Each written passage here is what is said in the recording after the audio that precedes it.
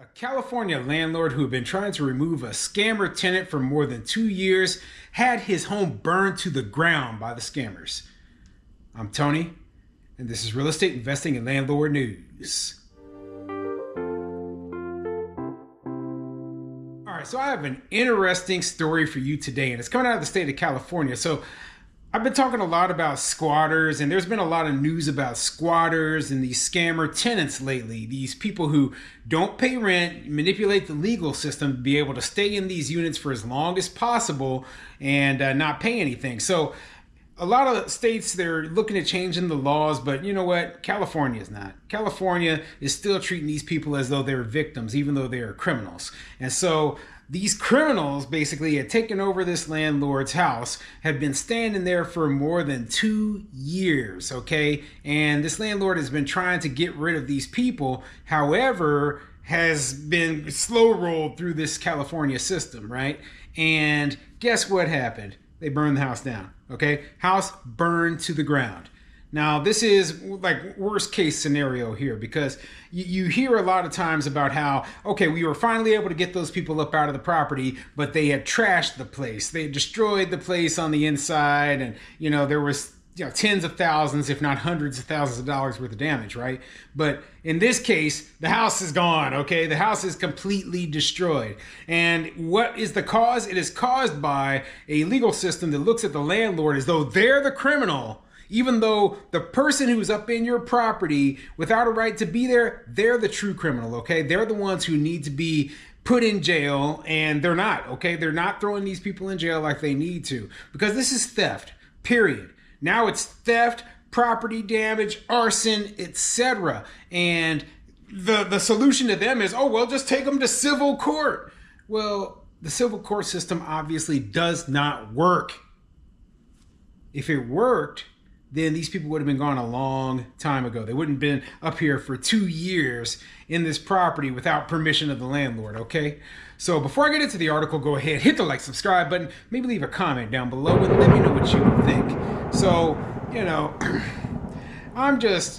I'm so sick of hearing all these squatter stories, okay? And I told you before, they were like, this isn't a real problem. This isn't a real problem, even though you and I, we both know that this is a huge problem, right? So here's my question for you, though. Do you think California is actually going to make any changes to their law to make it easier to remove these people?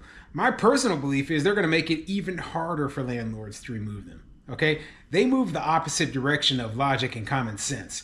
They are pushing towards socialism and communism, where the government owns all the properties, and they want to drive landlords out of business because they feel that, hey, it's wrong. You're evil if you have enough money to afford a property. That's what they think. Okay, so they want these landlords to go out of business. They want them to suffer. They're jealous, and you know what?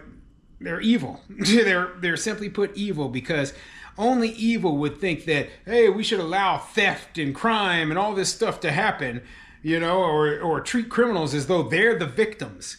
That's something that's I've seen a lot of lately, and not just speaking about like landlord laws, but they treat criminals as though they are the victims, and they ignore the actual victims. Crazy how that works. So anyway, let me get into this article. It's quite interesting. This article is coming from Newsweek.com, and it says, California home burns down after landlord tries to remove squatter. And, from the title of the article, it almost sounds like, there was a fight between the landlord and the squatter, and a fire got started. No. That's not what happened. Let me get into the article. We'll get into these details, okay? Police in Sacramento County have launched an investigation into a fire that destroyed a house in Antelope, California, that was being fought over by the owner and a group of squatters. The home at the 4500 block of Country Run Way in Antelope, a suburb of Sacramento, burned down around 10 a.m. local time on Wednesday, local news media reported. Metro Fire Sacramento published a video of the fire on X, formerly known as Twitter, writing that crews were dispatched to the location at 10:34 a.m. and found 2 properties engulfed in flames, with the additional complexity of an altercation between residents. So yeah, it sounds like there was a fight going on at the place where the fire occurred, and probably caught the house next door on fire as well. So, I feel bad for the people who live next door who lost their home as well due to this ridiculous squatter situation, okay? Like I said, these people should not have been up in this property, but because the state law, because of the local laws being so protective to people who aren't paying rent and will not allow landlords to evict them, well, they let these criminals stay up in the house, and it costs the next door neighbor their house as well. The footage shows a raging fire burning one of the homes and thick black smoke rising a few meters above the property. Firefighters said the blaze started in the garage of one of the homes and quickly spread because of the vast amount of combustible items stored in it, CBS reported. According to Metro Fire Sacramento, sheriff's deputies intervened to stop a fight between residents, which they said had no impact on the work of fire crews. The Sacramento County Sheriff's Office said the argument was about the fire, and a squatter at the house that burned down had a knife cut that occurred during the fight. 2 people involved in the altercation were detained. It wouldn't surprise me if the fight was between the people in the house that's where the fire started, and then the next door neighbors who lost their home as well. They probably were pretty pissed off, especially considering you have a bunch of criminal squatters next door who caused a fire that cost you your home as well. I would be pretty pissed off. I'd be hot. I'd want to beat the crap out of somebody.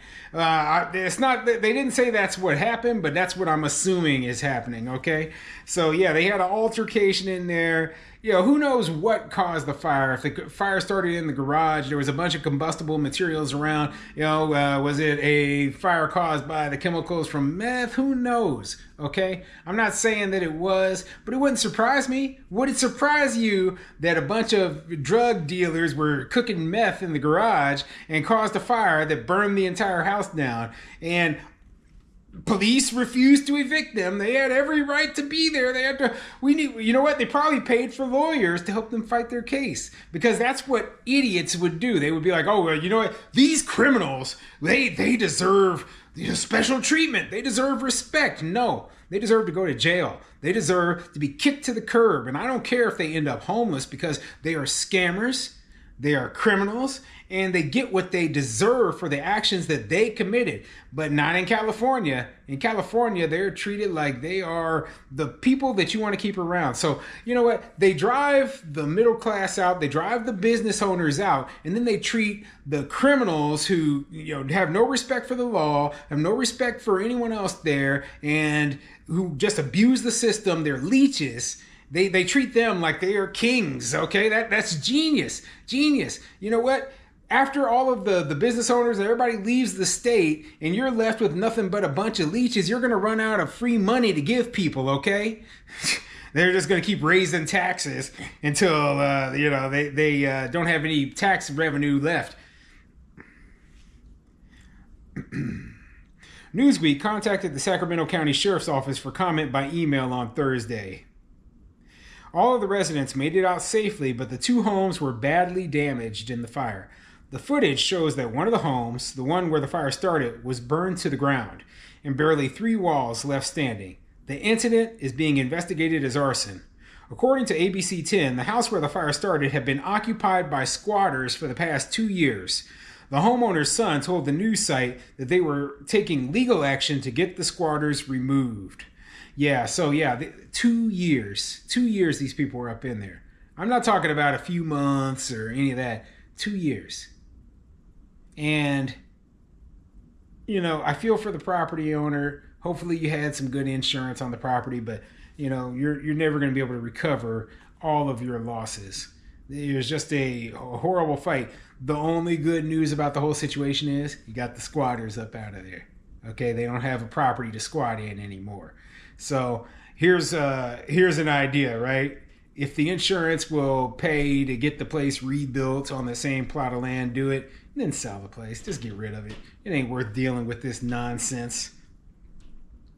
While squatting incidents have recently been given a boost in visibility in the media, There is no official data on squatting that can tell us if the phenomenon is on the rise or not. The term squatting specifically refers to someone occupying a property illegally and without the owner's permission, but it's often used to refer to people who at a certain point were given permission to live on a property as tenants or licensees, but later entered into disputes with the property's owners.